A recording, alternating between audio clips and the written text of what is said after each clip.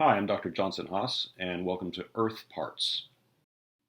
So I keep talking about accretion of a star and planets out of this initial cloud of gas and dust, but what is actually accreting during accretion?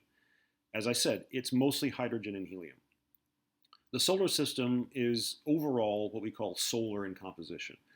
It's about three-quarters hydrogen, about a quarter helium, and only about 2% heavier elements, elements heavier than helium on the periodic table. Mostly it is light gases, hydrogen and helium. And that's what the sun is made out of. The sun is 99.9% of the mass in the solar system. To a first approximation, the sun is the solar system. The planets are tiny by comparison. But they are made up of that 2%, largely. Hydrogen and helium are the primary constituents of Jupiter and Saturn, the gas giant planets, but the rest of them are made of the heavier elements. And it's only a tiny fraction of the sun that's comprised of this stuff. The planets you can think of are almost like the dregs left over from the formation of the sun. So, what kind of processes are actually going on during accretion to have it happen?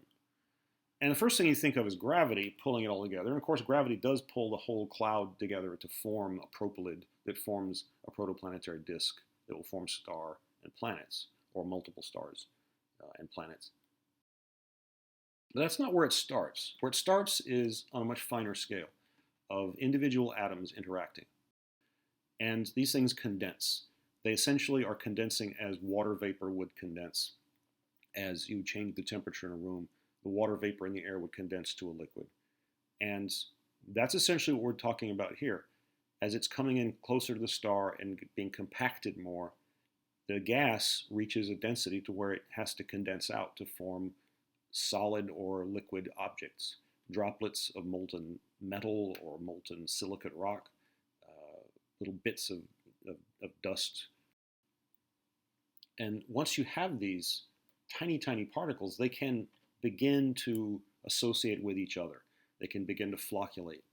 And we think what happens is at this point, the small particles are being bathed by ultraviolet light from the young sun, and this will tend to impart a static charge to the particles. The photons that hit the particles can knock electrons out, can ionize some of the atoms in that particle and impart to the surface of the particle an overall static charge. And like feathers sticking to a balloon with static charge, you can have these particles begin to clump together to form little loose associations of lots and lots of particles clumping, flocculating together. And this can be either particles of rock or particles of ice, or obviously if you have little droplets of molten material, then they'll not just flocculate, they'll actually merge to form larger droplets. So that gets you started. And then you also have direct vapor deposition of the gas that's still there, the stuff that, the gas that can condense, the gases of light volatile compounds like CO2, water, methane, ammonia. Those things can deposit directly onto the surfaces of particles once particles are there. So once these particle clumps have accumulated, the clumps will begin to flocculate with other clumps. Once you get to a certain size of grains and particles clumping together, you form little sand and boulder-sized objects out of clumps of smaller objects, and they consolidate into larger and larger things. Once you get beyond the boulder size, then at that point, gravity starts to take over as a more important process. And here you can see in this NASA animation, direct vapor deposition. The vapor is depositing on these little particles that are already there, and it makes them bigger. Obviously, it's growing them. But if they bump into each other while this is happening, it's going to stick them to each other. They're going to adhere, and you start building bigger and bigger rubble piles of material. So let's talk briefly, before we go on about the growing of planets, I want to talk more about what those heavy elements really are and what the rest of the condensing stuff is like. The hydrogen and the helium don't condense. They remain as a gas. They don't form condensed solids during the accretion process. That's just not how those elements behave. What you're looking at here is a chart showing along the x-axis the Z number or atomic number of elements on the periodic table. Hydrogen has a Z number of 1. It's the lightest element. Uranium, as you see here, is the heaviest naturally occurring element at Z number of 92. Hydrogen and helium are by far the most abundant elements in the universe. The hydrogen and helium that makes up the sun is mostly primordial. That is, it formed as a result of the Big Bang, the initiation of our universe about 13.8 billion years ago. But it's the most abundant stuff out there. The rest of the periodic table is the result of prior generations of stars contributing their remains to the molecular gas cloud that would have formed our sun. Earlier generations of stars seed this interstellar material with heavier elements that are produced in stars by fusion reactions. All the elements in the periodic table heavier than helium are produced in stars by nuclear fusion reaction processes. The interesting thing is that next in abundance, after hydrogen and helium, the most abundant elements in the sun, outside of those two lightest elements, are carbon, nitrogen, and oxygen. And this is interesting because these elements are necessary, for one thing, to make organic compounds, to make life. And it's interesting that some of the most common elements in the solar system, in the universe at large, are in fact the elements that you need to form organic compounds and life. These also form what we call light volatile gases and ices. You'll form out of carbon methane, or CO2, or carbon monoxide, and all these can freeze out to form solids in the outer part of the solar system when it formed. Next, in abundance after carbon, nitrogen, and oxygen, the life-forming elements, if you want to call them that, the light volatile, icy, ice-forming elements. Next after those are the rock-forming elements. Silicon combining with oxygen, aluminum, calcium, sodium, potassium, sulfur. These are where we get most of our rock-forming material. Silicate rock makes up the mantle and the crust of our planet. And most meteorites are stony, meaning they're made of rock. These are very abundant elements, and the terrestrial planets are primarily made of them. And then you have iron here too. Iron is very abundant. And not only does it form our core, which is nickel-iron alloy, essentially, not only does it form our core, but it's abundant enough that it's actually a major rock-forming element too.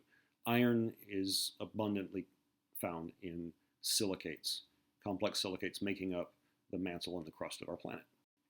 If you go further down the periodic table, on the diagram here you see the abundances fall off dramatically.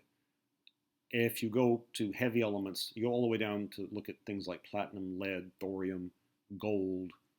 These are the lowest abundance elements in the solar system. They make only a very tiny amount of what the planets are made of. And so we look at these things often as rare ore deposit minerals because, in fact, they are rare. Their abundances are quite low. These are the heaviest elements that stars can produce during fusion reactions. And they don't produce much of it. And most of that was produced during a supernova explosion. During supernovas, you can fuse the very heaviest elements in the periodic table.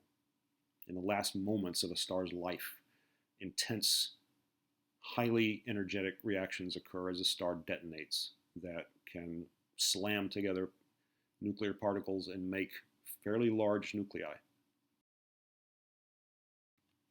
Now, to make objects larger than small clumps and rubble piles, gravity is obviously necessary. This is what drives the process at that point.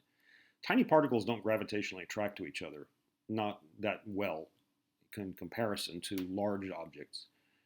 And so the flocculation processes and direct vapor deposition condensation processes led to planetesimal bits that were small, that would associate into rubble piles that got bigger and bigger. And at the point where you're the size of a mountain, gravity begins to cause everything around you to start moving toward you. Objects are attracted to the largest local center of mass.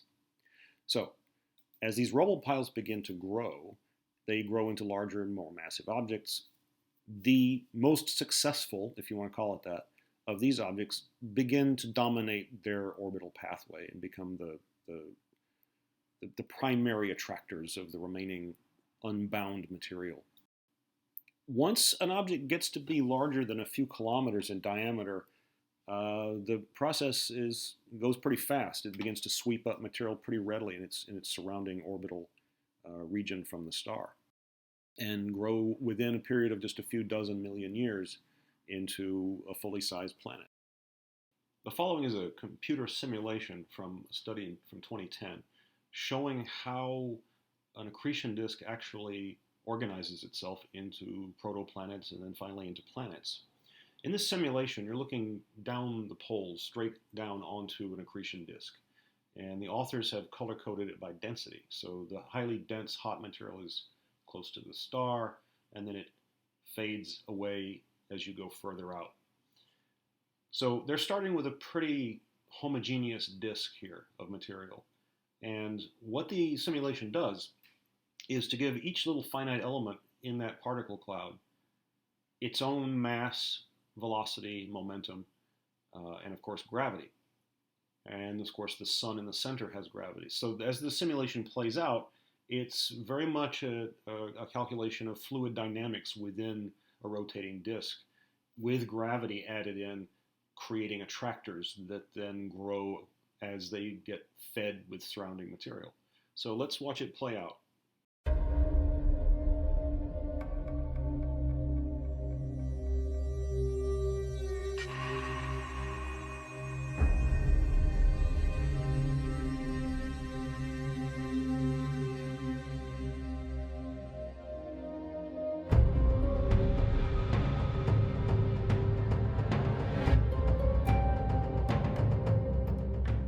So what you're looking at here, at this point in the simulation, a number of protoplanetary nuclei have formed. At the very beginning stages of the simulation, even as it started to run, you saw that what was initially homogeneous disk organized into streamers of material, looked very much like a spiral galaxy actually at one point early on there. And now you have distinct planets, but notice that these planetary cores that are developing, these planet nuclei, are not in particularly stable orbits. They're in elliptical orbits, they're interacting with each other, they're losing mass to the star if they get too close. And at this point, in real life, they would be incandescent hot, constantly impacting smaller objects. A very chaotic scene. So let's continue.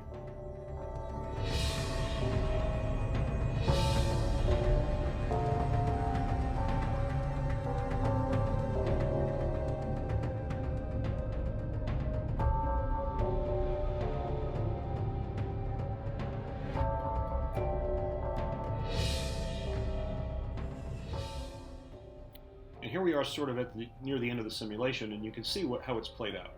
At this point, there are a few planets that remain. Most of the ones you saw beginning to form were destroyed by falling into the sun. Maybe they were slung out of the system entirely. Only a few are going to end up having stable orbits that will remain over geologic time. And it's very likely that in our own solar system, as it formed, there was a lot of violence like this going on, and we may have even had several planets that formed that we lost. We don't know, and it's really hard to tell now.